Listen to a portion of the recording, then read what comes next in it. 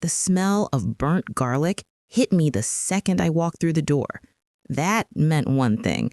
Ryan was attempting to cook again, which usually meant he wanted something. "Babe," his voice floated from the kitchen, overly cheerful. "I'm making your favorite, that pasta thing with the sun-dried tomatoes." I dropped my purse on the console table and kicked off my heels, my feet aching from standing in the clinic all day.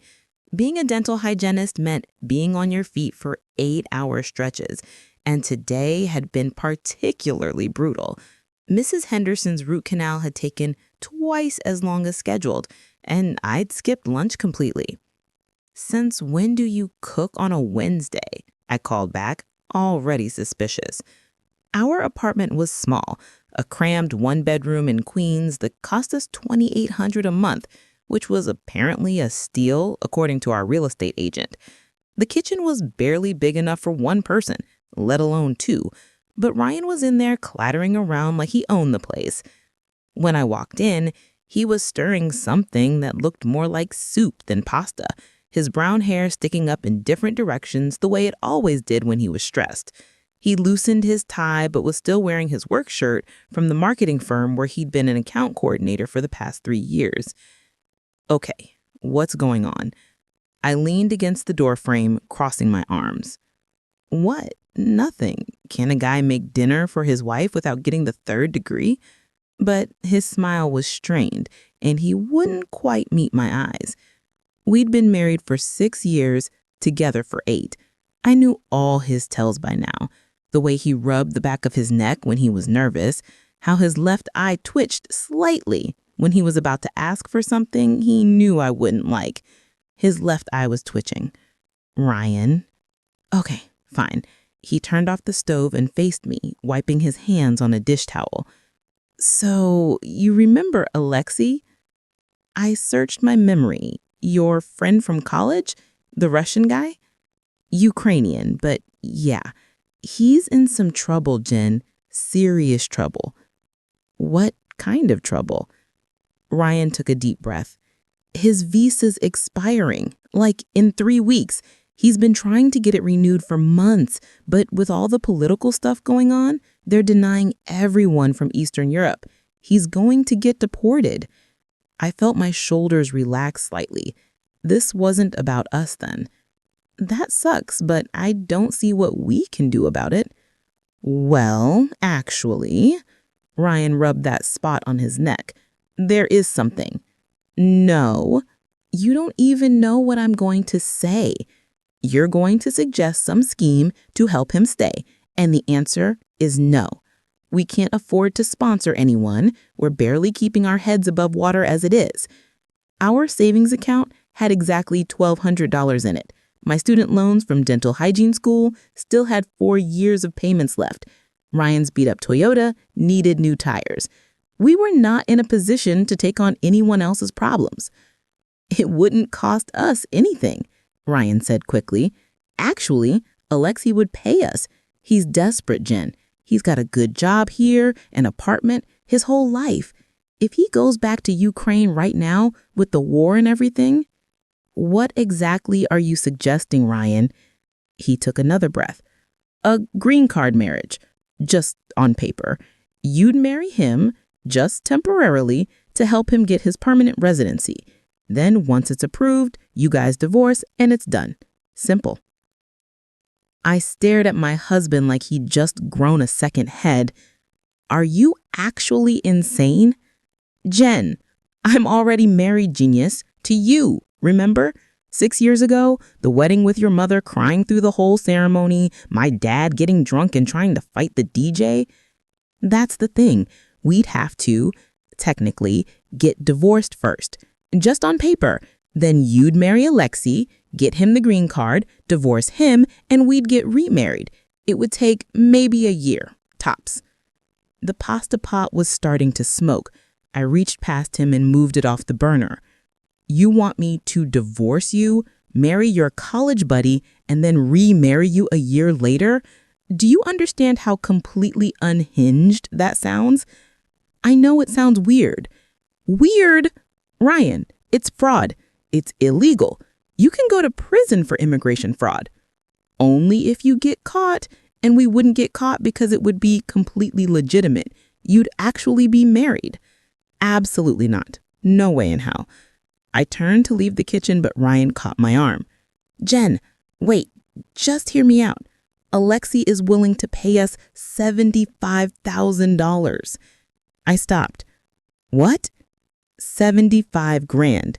Cash. That would clear your student loans completely and give us enough for a down payment on an actual house. We could get out of this shoebox apartment. Maybe even start thinking about kids like you've been wanting. $75,000. That number hung in the air between us like a glittering promise. That was more money than we'd ever had at one time. That was freedom from debt, from this cramped apartment where I could hear our neighbors arguing through the walls every night. $75,000 could change our lives. It's still fraud, I said quietly, and it's insane. I'm not doing it. Okay. Ryan followed me in, his hands in his pockets. I get it. It's a lot. But will you at least meet with him? Hear him out? If you still say no after that, I'll drop it completely. I promise. Ryan. One conversation. That's all I'm asking. He's coming over tomorrow night. You already invited him here before even asking me? I told him I'd have to check with you first, but Jen, seriously, he's running out of time. Just meet the guy, please. I looked at my husband's face, at the pleading in his eyes, and felt something twist in my chest. When had we become the kind of people who even considered things like this? When had we gotten so desperate that $75,000 could make me pause instead of immediately calling the whole thing crazy? One conversation, I finally said, but I'm not promising anything. Ryan's face broke into a relieved smile. Thank you. You won't regret this, I swear. But I already did. Alexei Volkov showed up at 7:30 the next night with a bottle of expensive-looking wine and a smile that probably worked on most women. He was tall, maybe 6'2", with that lean build that came from good genetics rather than gym time. Dark blonde hair swept back from his face, light blue eyes, strong jawline. He looked like he'd stepped out of a cologne ad. Jennifer, it's so wonderful to finally meet you properly. His accent was subtle, just enough to be noticeable. Ryan has told me so much about you. I'm sure he has. I took the bottle of wine and set it on the counter without opening it. Should we get to the point? Right to business. I appreciate this. Alexei settled onto our sad couch like he was in a 5-star hotel. I understand this is unusual request. That's one word for it. Ryan sat in the armchair, leaving me to take the other end of the couch. I kept as much distance from Alexei as possible. Let me explain my situation, Alexei began. I came to United States 8 years ago on student visa. I got a bachelor's degree in computer science from Columbia, then master's from MIT. I have good job at cybersecurity firm in Manhattan, make $190,000 per year. I have apartment in Brooklyn. I pay my taxes. I have never been in trouble with law. So why can't you get a regular work visa? I asked. I have work visa, H-1B, but it's temporary, and it's tied to my employer. I applied for a green card through my company 3 years ago, but the backlog for Ukrainian nationals is very long, 7 to 10 years, they tell me. My H-1B expires in 21 days, and my renewal was denied due to new restrictions on Eastern European immigrants. Because of the war, I said. Because of politics, yes. If I return to Ukraine now, he shook his head. My city, Kharkiv, much of it is destroyed. My parents are dead. I have nothing there. Everything I have built is here. My career, my life, my future. I hated that I felt sympathy for him. It would be easier if he was a jerk. I understand this is big ask. That's why I'm willing to pay generously. $75,000 paid in full once I receive my conditional green card. That usually takes 6 to 8 months after the marriage.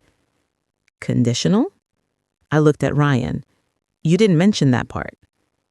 The green card is conditional for the first 2 years, Alexi explained. After 2 years, we would file to remove conditions and make it permanent. Then we could divorce and you and Ryan could remarry. 2 years? My voice rose. Ryan said 1 year. 1 year of this insanity and now it's 2? No. Jen, wait. I could increase payment, Alexi said quickly. $100,000. $50,000 when we get the conditional green card, $50,000 when we get the permanent one. $100,000. Jesus Christ. The marriage would need to appear legitimate, Alexi continued. Immigration Services conducts interviews, checks bank records, sometimes does home visits. They look for evidence that marriage is real. How real?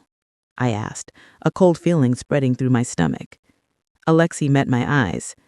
Very real. They interview neighbors, co-workers, friends.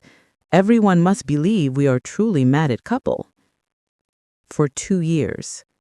For 2 years. So I'd have to move out of here, leave Ryan. We could all live together, like roommates. Alexi's place is bigger. They would notice if husband is living with us. It would look suspicious. No, Jennifer and I would need to live together, share a bedroom, appear as a couple in public, attend social functions together. The cold feeling was spreading through my whole body now. Share a bedroom? Yes. Sleep in the same bed. That would be expected, yes. I looked at Ryan. Can you hear yourself right now? You're asking me to move in with another man for 2 years. It's not like that, Ryan said quickly. It's just acting, playing a role. In the same bed. He can sleep on the couch, Ryan said, looking at Alexi. Right? You can sleep on the couch. Alexi's expression was carefully neutral. If immigration officers make surprise visit and see I'm sleeping on couch while my wife is in bedroom, that would be problem. But of course, I would never touch Jennifer inappropriately. We would simply share sleeping space. I can sleep on top of covers. We can put pillows between us. Whatever makes Jennifer comfortable. This is insane, I said again, but my voice sounded weaker even to my own ears. $100,000. My student loans were $62,000. That would leave us with $38,000. Enough for a down payment on a small house outside the city. Enough to finally get ahead instead of constantly treading water. I need to think about it, I heard myself say. Of course, Alexi said. Take whatever time you need. But I must know within 1 week. If you cannot help me, I need to explore other options. Other options. Some other desperate woman he could pay to ruin her marriage for 2 years. After Alexi left, Ryan tried to put his arms around me, but I stepped away. Jen, don't. Just give me some space. I went to our bedroom and closed the door, sitting on the edge of our bed and staring at the water stain on the ceiling that our landlord kept promising to fix. 2 years. I'd have to live with a stranger for 2 years, pretend to be his wife, sleep in the same bed. Ryan and I would have to pretend to be divorced. We'd barely see each other. What would that do to our marriage? The real one. But $100,000. I pulled out my phone and opened the calculator app. $62,000 for loans. That left $38,000. Average down payment on a house was 10 to 20%. We could afford a house in the $300,000 to $400,000 range. Not in Queens, but maybe somewhere in New Jersey, somewhere with actual trees and a yard. And Ryan and I wanted kids. We'd been talking about it for the past year, but we couldn't afford them in this apartment. There was barely room for the 2 of us, let alone a baby. With a house, with the loans paid off, we could finally start our family. All I had to do was spend 2 years pretending to be married to a stranger. I looked at my wedding ring, the simple gold band Ryan had picked out. We'd been so young when we got married, so naive. I'd been 23, fresh out of dental hygiene school, and he'd been 25 with his entry-level marketing job. We'd promised forever to each other in a small ceremony at a beach on Long Island. Did forever include something like this? There was a soft knock on the door. Jen, can I come in? I didn't answer, but Ryan opened the door anyway, crossing to sit beside me on the bed. I know this is crazy, he said quietly. I know I'm asking something huge, but Jen, think about what this could mean for us. We could finally get out of debt. We could buy a house. We could start our family. And what about our marriage? The real one. Nothing would change. We'd still be us. This would just be a thing we're doing for a couple years to secure our future. I'd be living with another man, Ryan. For show, it doesn't mean anything. Doesn't it? I turned to look at him. I'd be sleeping in the same bed as him. What if immigration makes us prove the marriage is real? Ryan's jaw tightened. What do you mean? You know what I mean. What if they interview us about intimate stuff? What if they expect... That's not going to happen. You don't know that. Alexei said they investigate thoroughly. What if they ask questions about our sex life? What if they expect there to be one? Then you lie. You tell them whatever they want to hear. What if they expect proof? The question hung in the air between us. Ryan's face had gone pale. That wouldn't happen, he said, but he didn't sound certain. You don't know that. You're asking me to put myself in a situation where I might have to... I couldn't even finish the sentence. I trust you, Ryan said firmly, and I trust that Alexei would never push you into anything you didn't want to do. He's a good guy, Jen. I've known him for years. You haven't seen him in 5 years. You told me that. Yeah, but people don't change that much. Don't they? Ryan took my hands in his. Listen to me. This is our chance, our one shot at getting ahead. You think opportunities like this come around twice? We could spend the next 10 years paying off your loans, saving penny by penny, living in crappy apartments and putting off having kids. Or we could do this one thing, this one sacrifice, and set ourselves up for life. Sacrifice? I repeated. That's what you're calling it? What would you call it? I pulled my hands away and stood up, walking to the window. Our view was of the building next door, so close I could see into our neighbor's kitchen where she was washing dishes. I need more time to think about it. We don't have much time, Jen. He needs an answer in a week. Then I'll give him an answer in a week. Ryan left the bedroom, and I heard him moving around in the kitchen, probably cleaning up the dinner neither of us had eaten.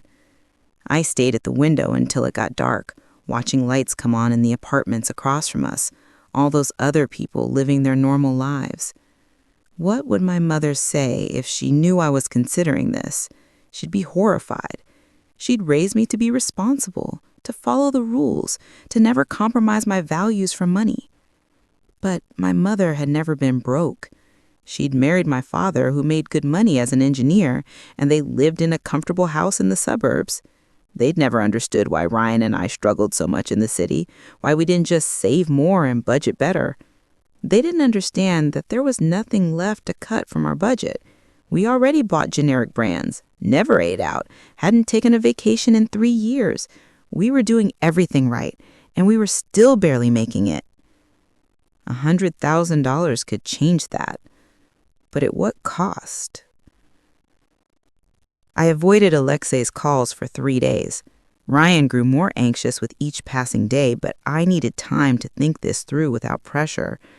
On the 4th day, Alexei showed up at the dental clinic where I worked.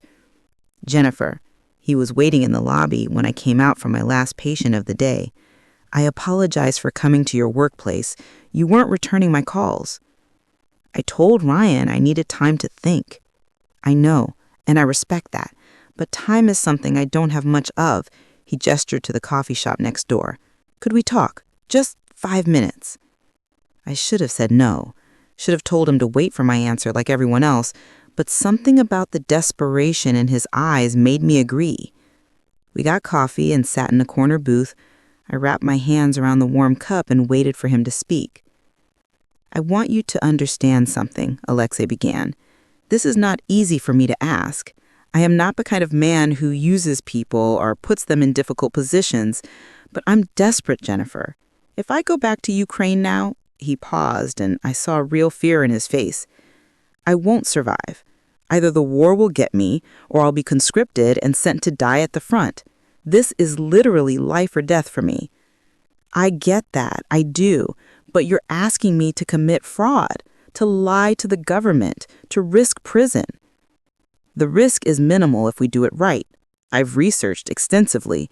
As long as the marriage appears legitimate, as long as we can pass the interviews, there's no reason for them to suspect anything. And if they do suspect, what then? Then we admit it was a mistake. We got married too fast. We realized we weren't compatible. People get divorced all the time. There's no crime in that. There is if the marriage was fraudulent from the start, which is why it can't appear fraudulent. Alexei leaned forward. Jennifer, I'll be honest with you. I need your answer. If you can't do this, I need to find someone else quickly. Someone else to pay. Yes, I've already spoken with 2 other women. One is willing to do it for $125,000. Something cold shot through me. Then why don't you marry her? Because Ryan vouched for you. He said you were trustworthy, smart, level-headed. He said if anyone could pull this off, you could. And frankly, the other women seemed unreliable. One has a drug problem. The other is currently in a relationship and plans to keep seeing her boyfriend throughout our marriage. That would be disaster if immigration found out. And what makes you think I'm so reliable? Ryan's been married to you for 6 years. That says something about your character. You honor your commitments. I laughed bitterly. So I should honor a commitment to commit fraud? I prefer to think of it as helping someone in need. By lying to the government, by navigating a broken immigration system that would send me back to a war zone over paperwork. His voice had gotten harder. You think this is fair? I've been here 8 years. I went to American universities. I work for an American company. I pay American taxes. I've done everything right. And they're going to deport me anyway because of my passport. He wasn't wrong. The system was broken. But that didn't make what he was asking me to do right. I need more than $100,000, I heard myself say. Alexei's eyebrows rose. How much? 150. 75 when we get the conditional green card, 75 when we get the permanent one. That's a lot of money. You said the other woman wanted 125. I'm asking for 25 more, but I come without the drug problem or secret boyfriend. Seems like a bargain. Alexei studied me for a long moment, then nodded. Okay, $150,000. But I have conditions. What conditions? You move into my apartment in Brooklyn within 2 weeks of our marriage. We maintain appearance of normal couple at all times, joint bank account, photographs, social media presence. You attend at least 2 social functions with me per month. We have dinner together minimum 3 times per week. We share bedroom and bed. Each condition felt like a weight being added to my chest. And regarding physical relationship, Alexei continued carefully, I won't pressure you for anything, but if immigration asks questions about our intimacy, you'll need to be able to answer convincingly. Meaning what exactly? Meaning you should know details about me, physical details, birthmarks, scars, habits, things a wife would know about her husband. That can be done without actually sleeping together. Of course, his expression was unreadable, though it would be more convincing if relationship was consummated at least once. My heart started pounding. Excuse me? I'm not saying we must. I'm saying it would make the marriage appear more legitimate. Immigration sometimes requests medical records or asks very specific questions. If the marriage has never been consummated, they might consider it fraudulent. I'm not sleeping with you. My voice came out harder than I intended. That's your choice. I'm merely informing you of the reality we're dealing with. He pulled out his phone. I need your answer by tomorrow. If yes, we'll need to move quickly. Ryan can file for divorce next week. We can get married the week after. The faster we move, the better it looks. He left cash for both coffees on the table and stood. $150,000, Jennifer. Think about what that could do for your future, for the family you want to start with Ryan. Then he was gone, and I was left sitting in the coffee shop with my cold coffee and the weight of an impossible decision. That night, Ryan and I had the fight to end all fights. You asked him for more money without even telling me? Ryan was pacing our tiny living room, his face red. He was going to pay someone else $125. I figured if I'm going to ruin my life, I might as well get paid properly for it. Ruin your life? Jesus, Jen, you're being so dramatic. Am I? Let's go through this again, Ryan. I divorce you. I marry a stranger. I move into his apartment. I sleep in his bed. I pretend to be his wife for 2 years. And now he's hinting that I might need to actually sleep with him to make it convincing? How is that not ruining my life? Ryan stopped pacing. He said that you'd have to sleep with him? He said it would make the marriage appear more legitimate if it was consummated. His word, not mine. That son of a bitch! Ryan grabbed his phone. I'm calling him right now. Don't. I took the phone from his hand. He's not wrong. Think about it. If immigration investigates and finds out the marriage was never consummated, that's a huge red flag. So you're actually considering it? Sleeping with him? No. God, no. I'm just saying I understand why he brought it up. Ryan sat down heavily on the couch. This is so messed up. Yeah, it is. Which is why we should probably just say no and forget the whole thing. $150,000, Jen. I know. We'd be set. Completely set. I know. You could quit that job you hate. We could buy a house. We could start a family. I did hate my job. My boss was a creep who made comments about my body, and the pay was barely enough to cover my loan payments. The thought of doing it for another decade made me want to scream. What if something goes wrong? I asked quietly. What if we get caught? What if Alexei turns out to be dangerous?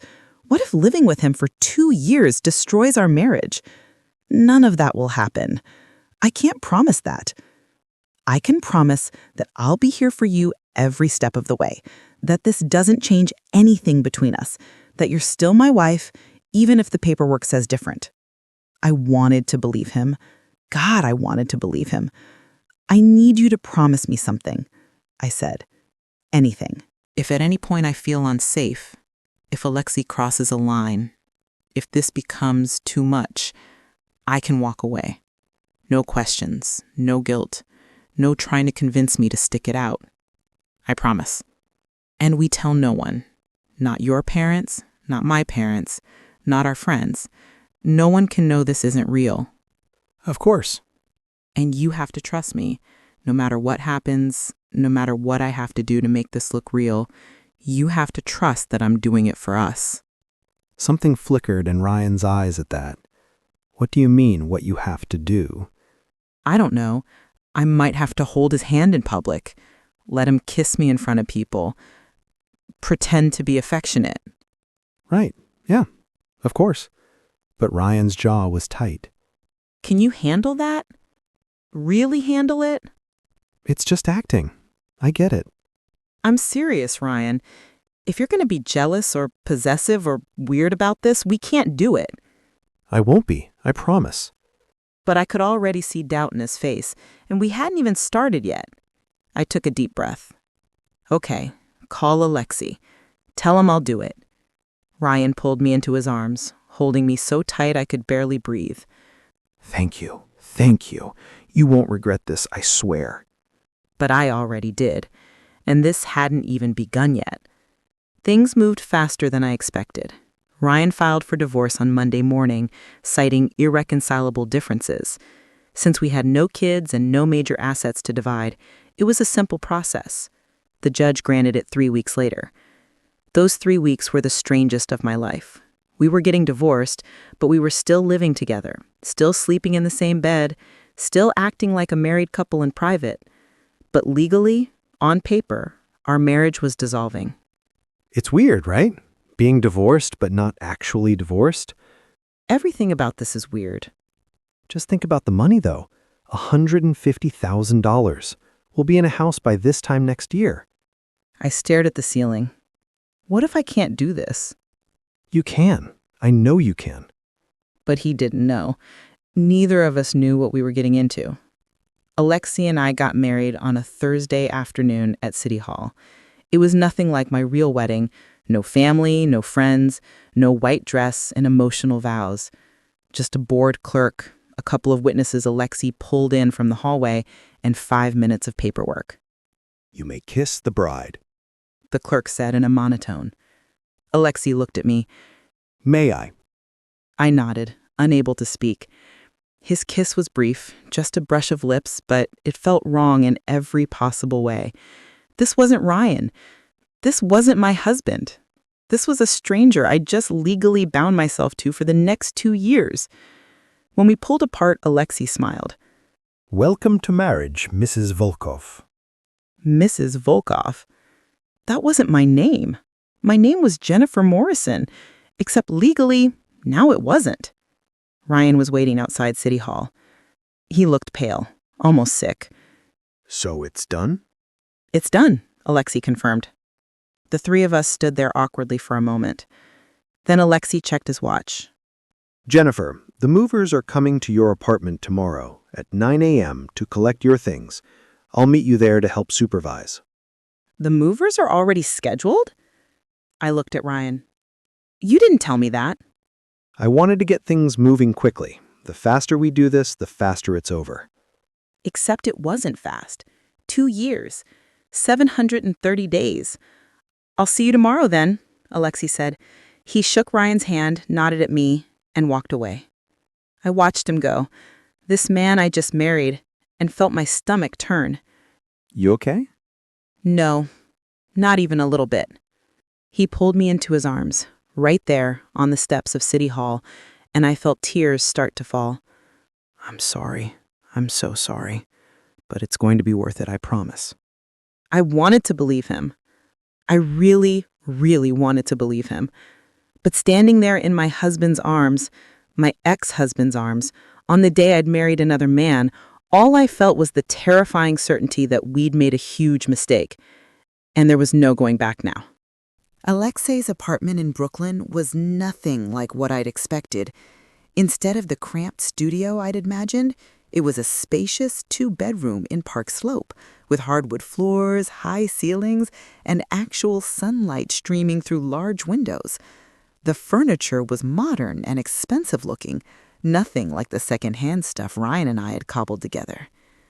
"Master bedroom is through here," Alexei said, carrying one of my boxes. "I've cleared out half the closet for your things and emptied 3 drawers and the dresser." The bedroom was painted a soft gray, with a king-size bed that looked like it cost more than our entire apartment's worth of furniture. Floor-to-ceiling windows overlooked a tree-lined street. It was beautiful. It was also where I'd be sleeping next to a stranger for the next 2 years. "Where will you sleep?" I asked, even though I already knew the answer. Alexei set down the box and turned to face me. "In the bed. With you. We discussed this." I know, I just thought, maybe... I trailed off. What had I thought? That he'd suddenly offer to sleep on the couch for 730 nights? "Jennifer, we need to establish some ground rules." Alexei leaned against the dresser, his arms crossed. "I understand this is uncomfortable for you. It's uncomfortable for me too, but we need to make this work, and that means acting like a real couple." "Right. Ground rules. Okay." I sat on the edge of the bed, trying not to think about how intimate it felt to be in a bedroom with him. "First, we sleep in the same bed. I'll stay on my side, you stay on yours. I usually sleep in boxer shorts and a t-shirt. Is that acceptable, or would you prefer I wear more?" My face heated. "That's fine. Whatever you normally do." "What do you normally wear to bed?" "That's none of your business." "Actually, it is.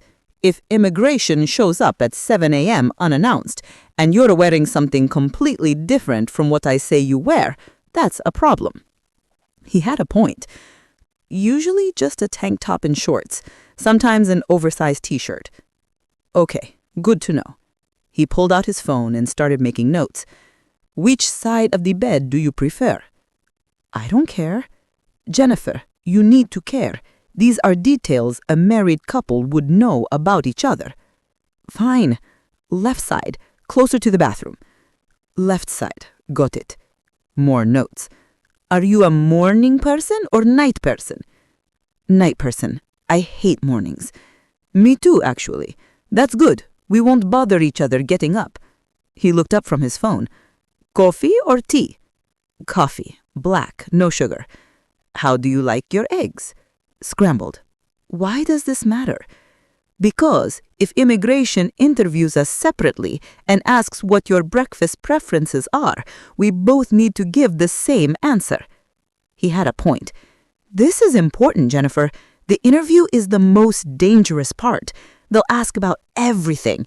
Your daily routine, your habits, your favorite foods, what side of the bed you sleep on, how you take your coffee.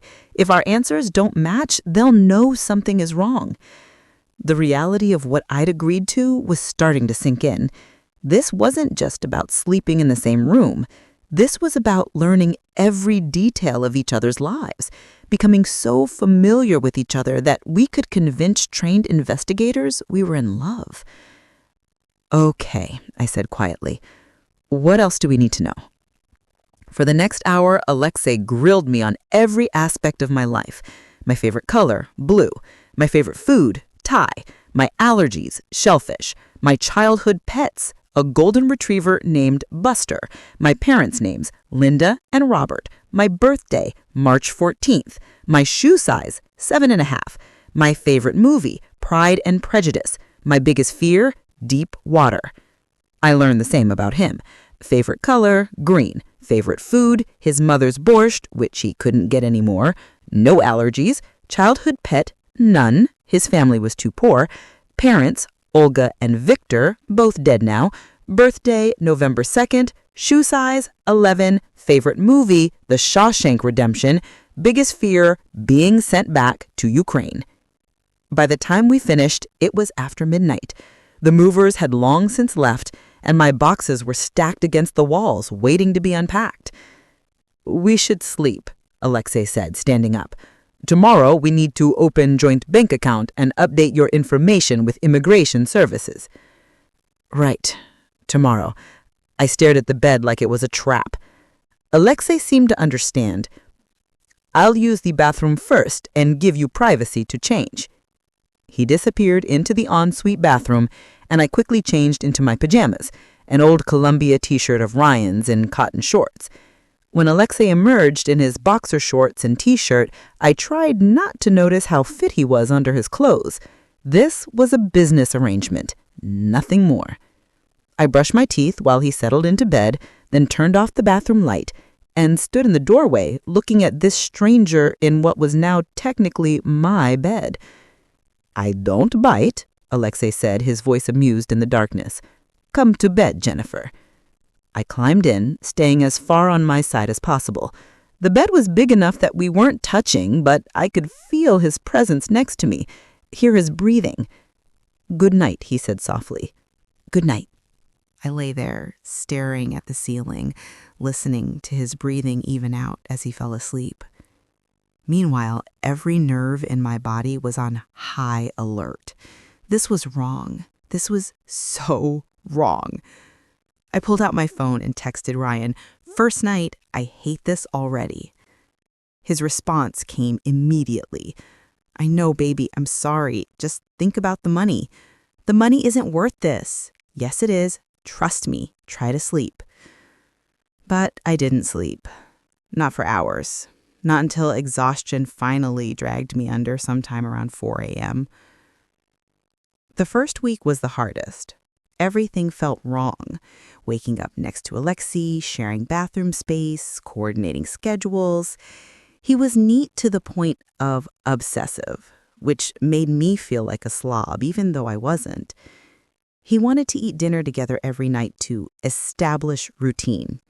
He insisted we take photos together constantly for social media.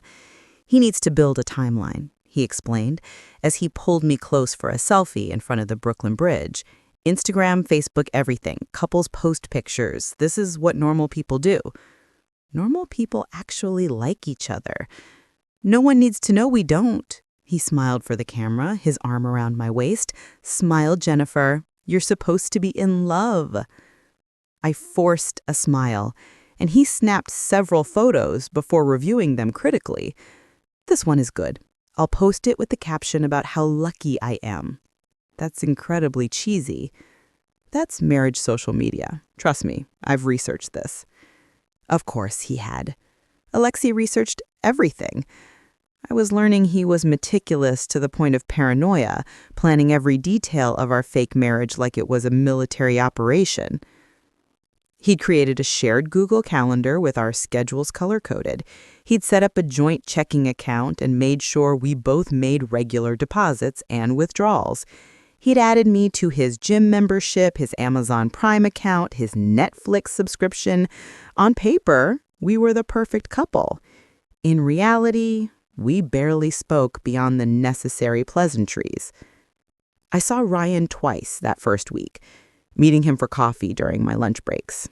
He looked tired, dark circles under his eyes. "How's it going?" he asked, stirring sugar into his coffee nervously.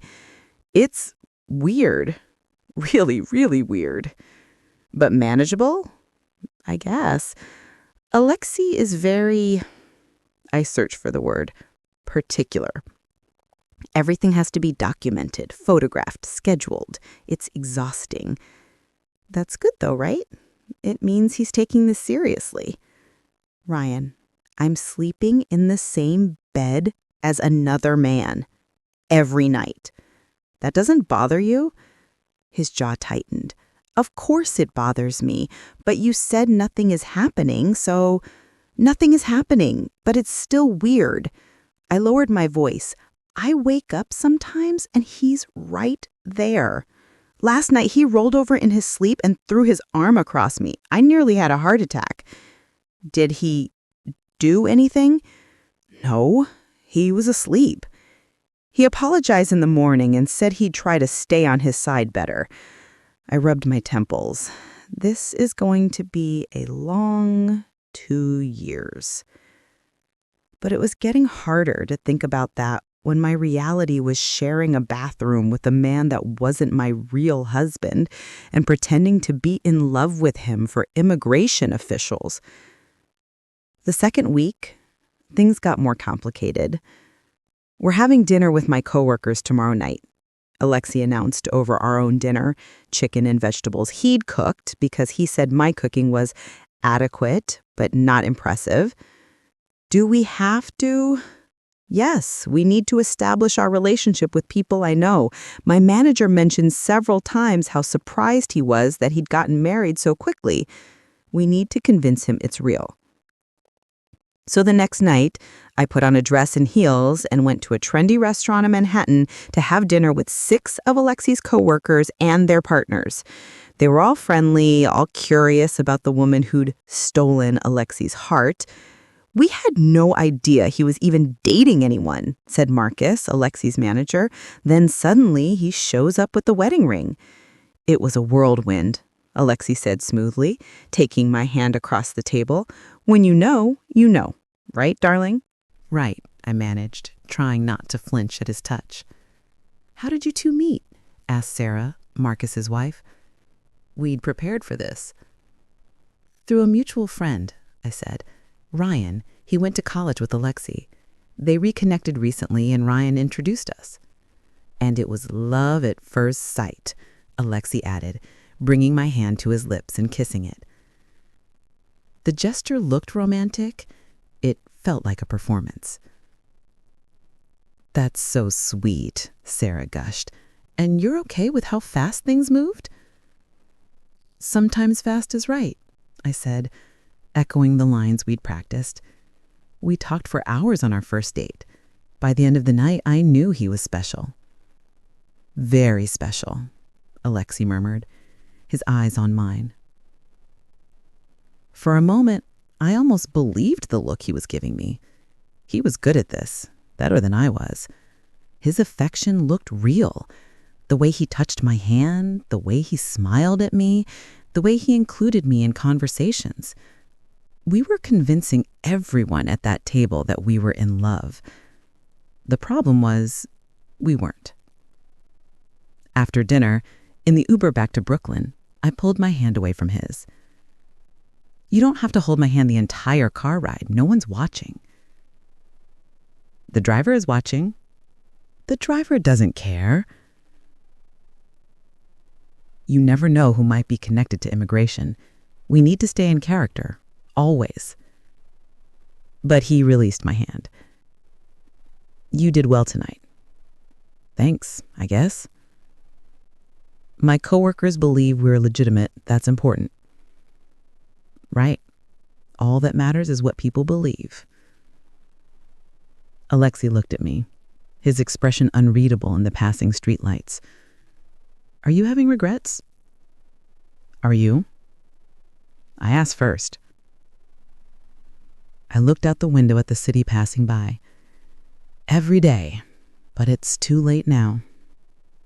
It's not too late. You could still walk away. And give up the money after everything I've already done? Money isn't everything, Jennifer, says the man with the $190,000 salary. He didn't respond to that. When we got back to the apartment, we went through our nightly routine in silence. Separate bathrooms, changing into pajamas, climbing into opposite sides of the bed. Good night, he said. Good night. But before he turned off his bedside lamp, he said quietly, for what it's worth, I'm sorry this is so difficult for you. Are you? Yes. You're a good person, Jennifer. You didn't deserve to be put in this position. And yet here we are. Yes. Here we are. He turned off the light, and I lay in the darkness next to him, wondering how I'd gotten to this point. A month ago, I was happily married to Ryan, living our modest life, complaining about money, but fundamentally contented. Now I was in a fake marriage with a stranger, sleeping in his bed, pretending to be in love with him for the benefit of immigration officials and coworkers, all for $150,000. Was it worth it? I honestly didn't know anymore. Week 3 brought our first real test. Alexei's friends invited us to a weekend party in the Hamptons. We need to go, Alexei said when he got the invitation. These are my closest friends from MIT. If we don't attend, they'll think something is wrong. The Hamptons? That's like a 3-hour drive. Yes, and we'll be staying overnight. The party is Saturday. We'll drive back Sunday. Overnight? In the same room? They're not going to give a married couple separate rooms, Jennifer. So that Saturday, we packed a bag and drove out to the Hamptons in Alexei's BMW. The house belonged to one of his friends from grad school, a guy named David, who'd made millions in cryptocurrency. The house was massive, a modern glass and steel structure right on the beach. There were at least 30 people there, all young tech professionals with money to burn. I felt out of place immediately in my Target sundress, while everyone else wore designer everything. Alexei! A beautiful brunette threw her arms around him the second we walked in. Oh my God, we heard you got married. Why weren't we invited to the wedding? It was very small, Alexei said smoothly. City Hall, just us. Jennifer wanted something intimate. Jennifer, this is Natasha. We went to MIT together. Natasha looked me up and down with barely concealed skepticism. City Hall? That's so economical. It was romantic, I said, forcing a smile. If you say so. She linked her arm through Alexei's. Come on, everyone wants to meet your mysterious wife.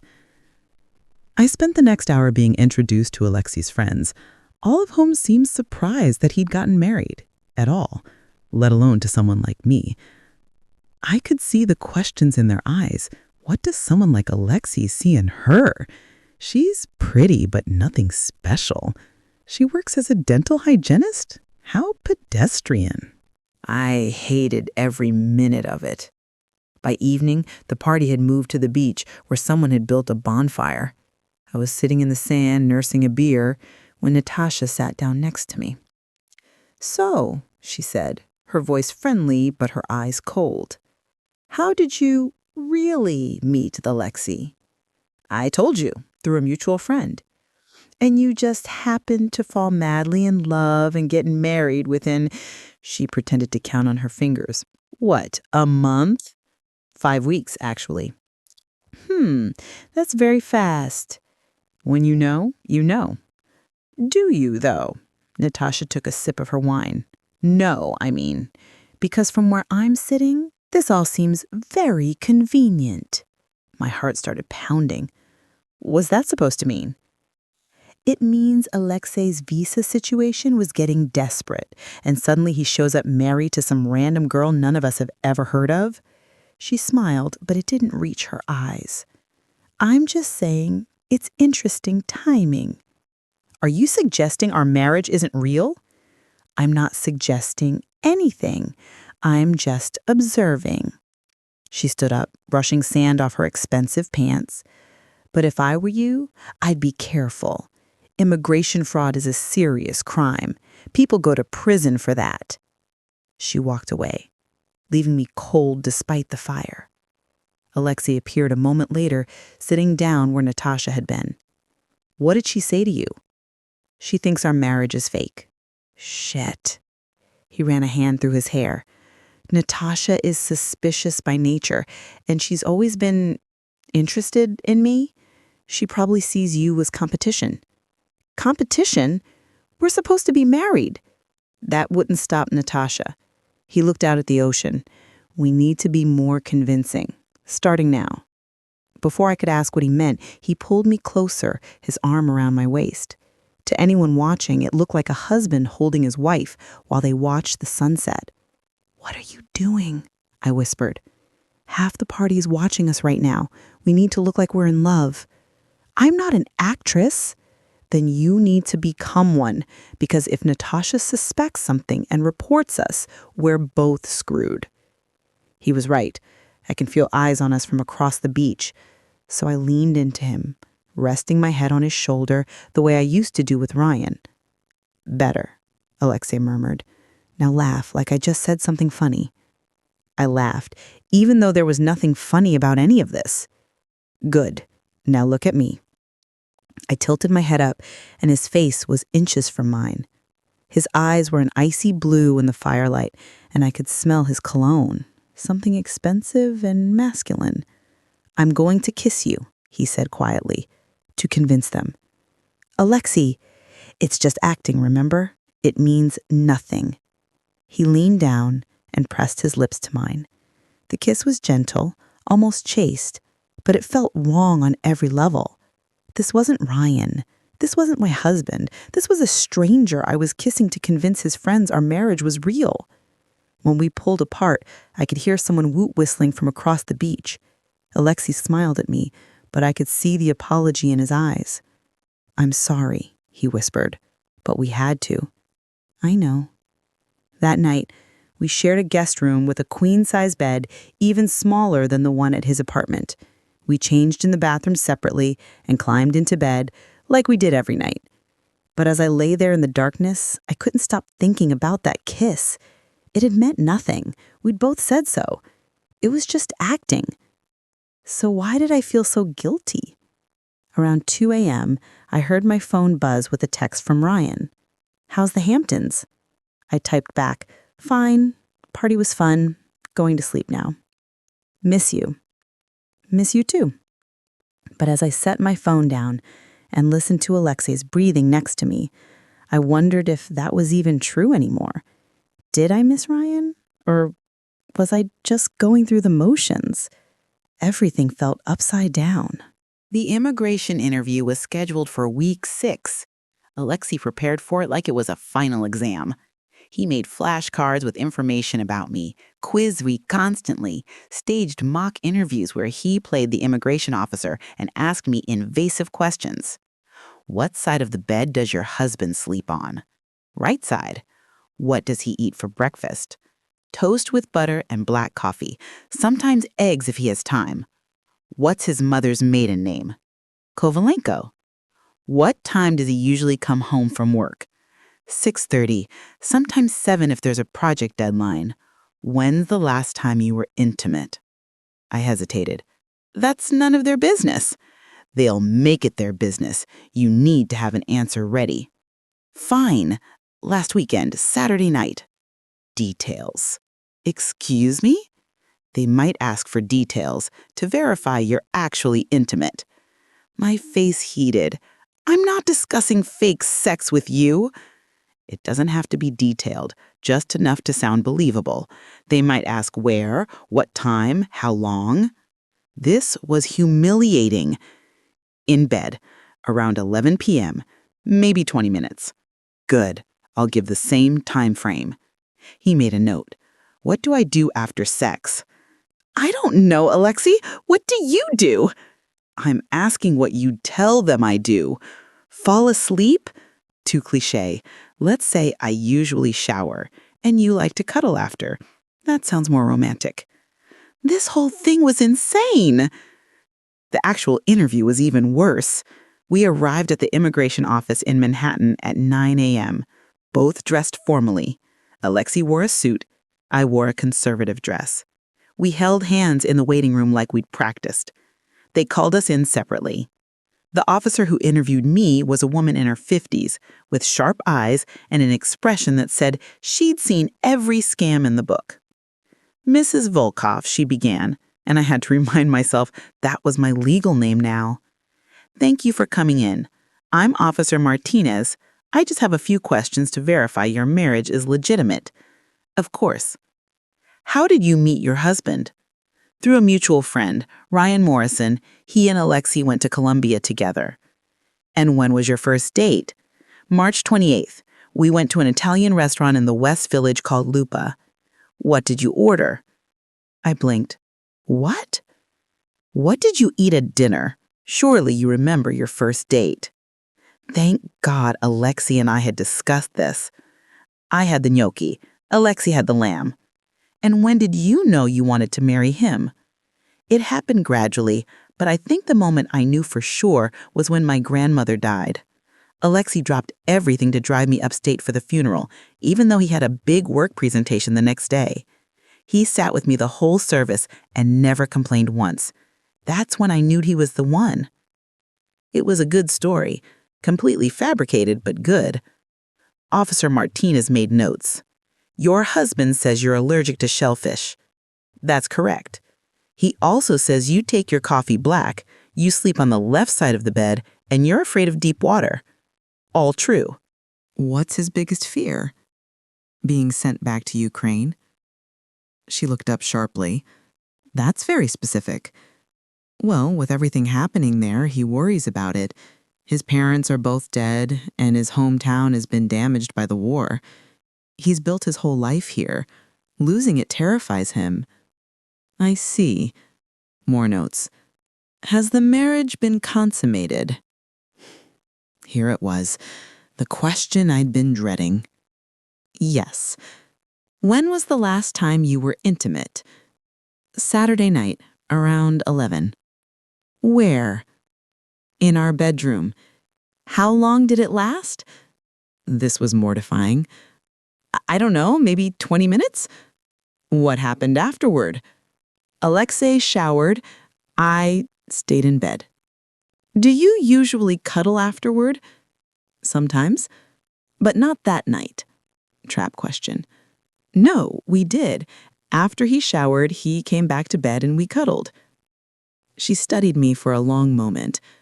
Mrs. Volkov, do you understand that marriage fraud is a federal crime punishable by up to 5 years in prison and a $250,000 fine? My mouth went dry. Yes. And you're absolutely certain your marriage to Alexei Volkov is legitimate? Yes, absolutely. Because if we find any evidence of fraud, both you and your husband will be prosecuted to the fullest extent of the law. I understand, but there's no fraud. I love my husband. The lie came out smoothly, and I hated myself for how easy it was. Officer Martinez closed her folder. "Thank you for your time. We'll be in touch regarding your husband's green card application." I left the interview room on shaky legs. Alexei was waiting in the lobby, and the relief on his face when he saw me was obvious. "How did it go?" he asked once we were outside. "Terrible." She asked about our sex life. "Mine too."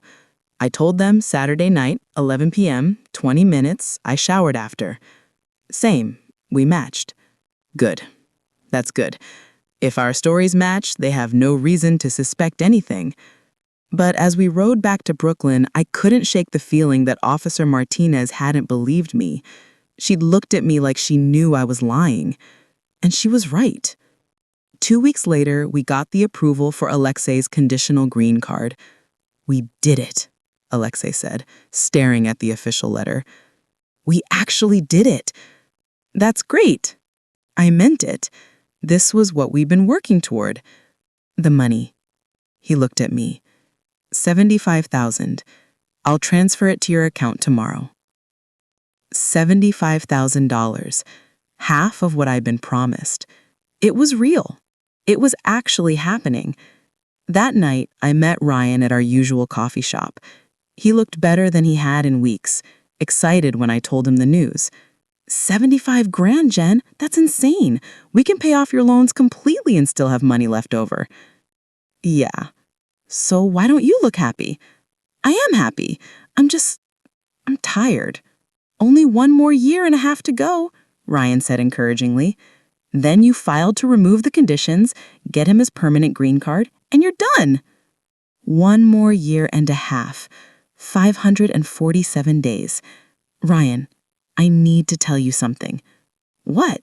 At the immigration interview, they asked about our sex life, mine and Alexei's. Ryan's expression darkened. "What did you tell them?" "I lied. Said we'd been intimate. That's what they needed to hear." "Okay, good. You did the right thing. But what if they ask for proof? What if they investigate further?" "They won't. You got approved, didn't you? It's over." But it didn't feel over. It felt like we were in deeper than ever. When I got back to the apartment that night, Alexei was in the kitchen making dinner.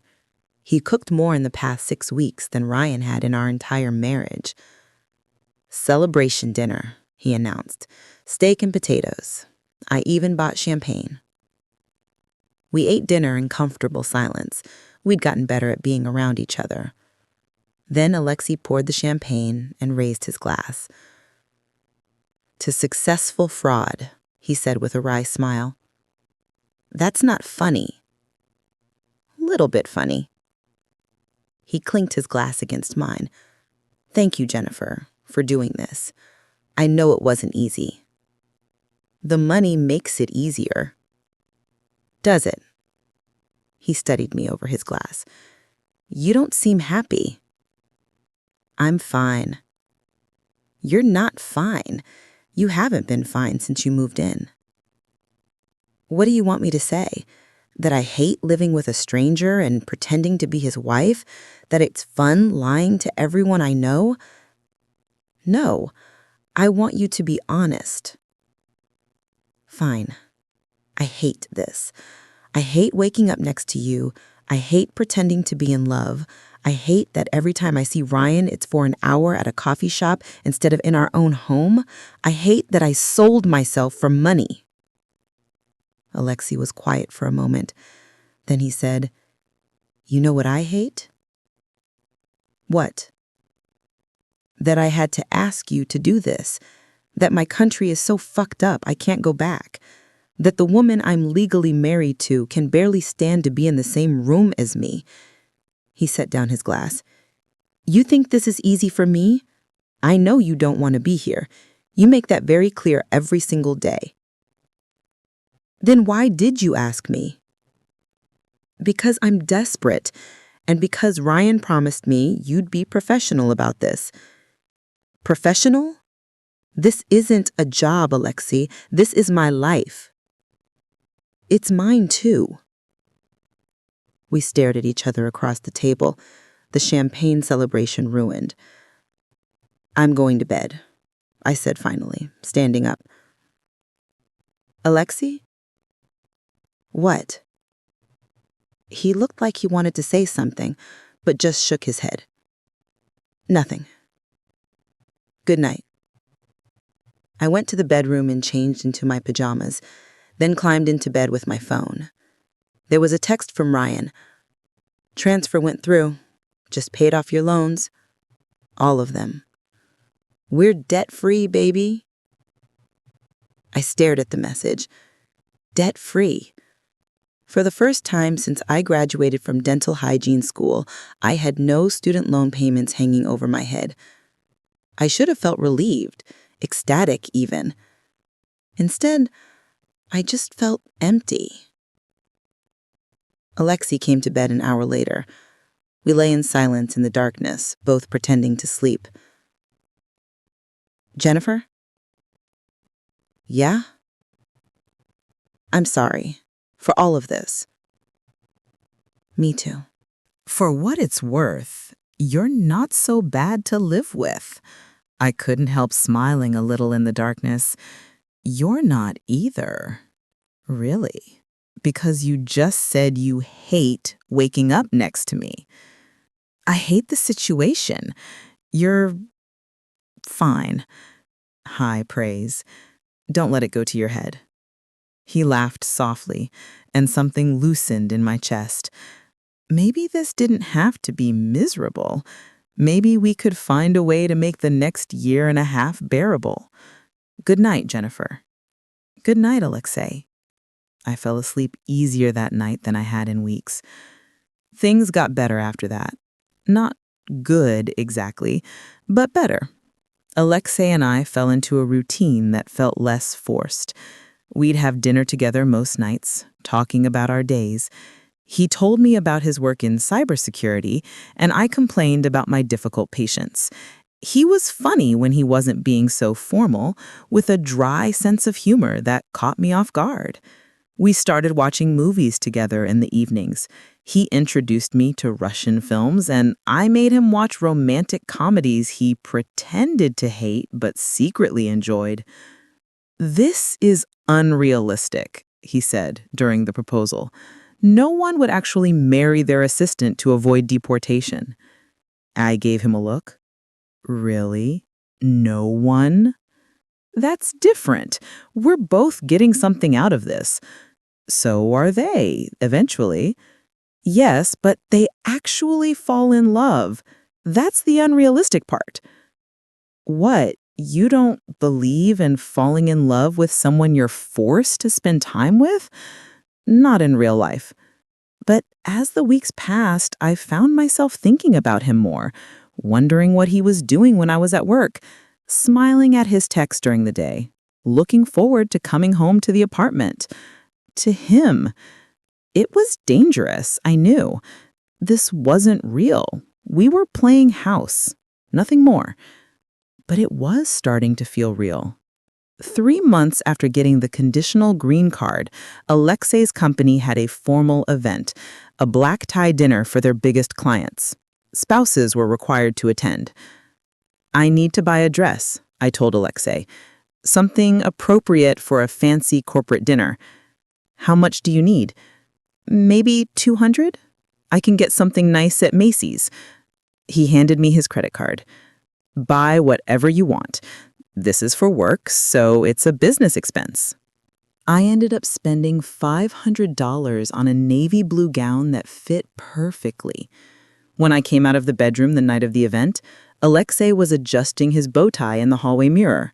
He turned when he heard me and stopped mid-adjustment. Wow. Is it too much? I smoothed down the dress nervously.